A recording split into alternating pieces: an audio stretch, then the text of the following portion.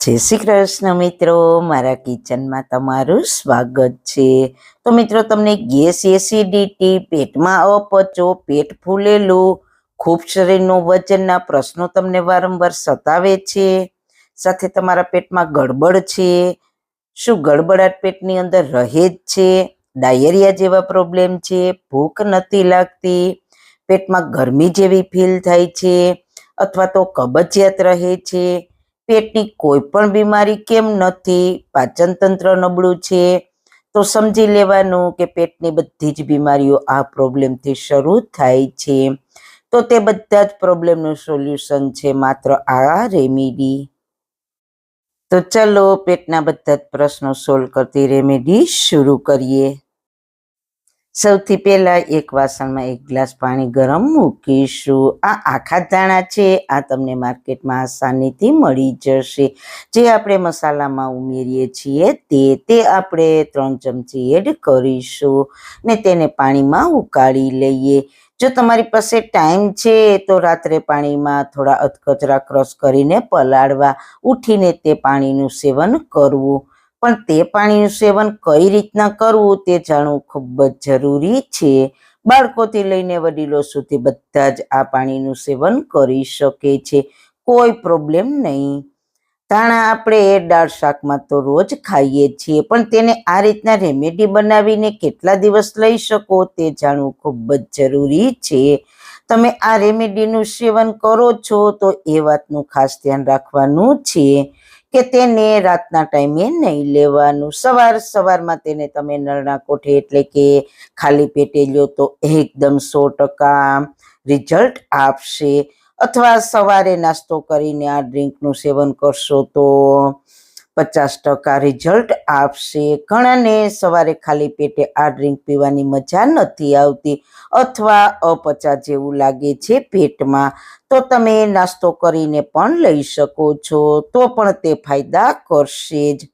માનો કે પેટમાં ખૂબ જ ગડબડાટ છે, તુરંત જ કંઈક પીવું પડે તેવું છે, ઘરમાં દવા પણ નથી અને ડૉક્ટર પાસે જઈ શકો તેમ પણ નથી, તો આ રેમેડીનું જરૂર સેવન કરજો, 100% રિઝલ્ટ આપશે. ધાણાને એટલા ઉકાળવાના છે કે આપણે 1 ગ્લાસ પાણી લીધું છે તો તે ઉકળીને અડધું થઈ જાય ત્યાં સુધી ઉકાળવાનું છે. બદલતી ઋતુમાં રામબાણ ઈલાજ છે આ ડ્રિંક. તમે જોઈ શકો છો પાણી ઉકળીને અડધી ક્વોન્ટિટીમાં થઈ ગયું છે, તો ગેસની ફ્લેમ બંધ કરીને આને હલકું ઠંડુ થવા દઈએ. તો હલકું ઠંડુ થઈ ગયું છે તો તેને ગળણીથી ગાળી લઈએ. હવે જો તમારે આને વધારે ટેસ્ટી બનાવવું હોય તો આમાં તમે મધ પણ એડ કરી શકો છો. મધ વધારે ગરમ પાણીમાં એડ નહીં કરવાનું, હુંફાળું ઠંડુ આ પાણી થાય પછી તેમાં મધ એડ કરવાનું, એ વાતનું ખાસ ધ્યાન રાખવાનું છે. તમે આમને આમ જ આ પાણીને પી શકો છો. આ પાણી પ્લેન વધારે સારું રિઝલ્ટ આપશે, પણ હુંફાળું ઠંડુ કરીને. ગરમ નહીં પીવાનું, નહીતર આપણું પેટ વધારે ખરાબ થશે. અથવા મેં આગળ કીધું તે પ્રમાણે રાત્રે અધકચરા ધાણાને વાટીને પાણીમાં પલાળીને તે પાણીનું સવારે પણ સેવન તમે ઘૂંટડે કરી શકો છો. તેમાં તો તમારે તેને કોઈ ઉકાળવાની જરૂર પણ નહીં પડે, એમને એમ જ ઠંડુ પી લેવાનું છે. હવે આપણે આને વધારે ટેસ્ટી બનાવવા માટે 1 ચમચી મધ એડ કરીશું. પેટમાં ડાયજેશન, ડાયરિયા સાથે બળતરા થતી હશે તો તે રોકશે. બસ આને ચા પીતા હોઈએ તેમ ઘૂંટડે કરીને પીવાનું છે. માત્ર તમને 1 જ દિવસમાં રિઝલ્ટ મળશે. હું ગેરંટી આપું છું, 3 દિવસમાં તમારું પેટ ગમે તેટલું ખરાબ હોય તો પણ આ રેમેડી અસર કરશે. તમે ખુદ જ મને કહેશો કે આટલી અસરકારક રેમેડી અમે ક્યારેય નથી જોઈ. આ રેમેડી નાનાથી લઈને વડીલો સુધી બધા જ પી શકશે. બદલતી ઋતુમાં પેટની ઘણી બીમારીઓ આવે છે. જો તમારું પેટ કાયમી ગડબડવાળું રહે છે તો તમે રેગ્યુલર લઈ શકો છો 15 દિવસ, ફરી અઠવાડિયું છોડી દેવાનું, ફરી 15 દિવસ લેવાની, તે પ્રમાણે પણ તમે કરી શકો છો. જો તમને ભયંકર શરદી થઈ હોય તો પણ તમે આ રેમેડી લઈ શકો છો. શરદી હોય તો તમારે આ રેમેડી ગરમ લેવાની, ઠંડી નહીં, પણ આ ઋતુમાં હુંફાળી રેમેડીનો જ ઉપયોગ કરવાનો. તો વધારે રિઝલ્ટ સારું મળશે. તો જરૂર એકવાર ટ્રાય કરજો. તો મિત્રો તમારા શરીરને એવું ભોજન આપો જેનાથી તે સ્વસ્થ, સક્રિય અને ખુશ રહે. બસ આજના વિડીયોમાં આટલું જ.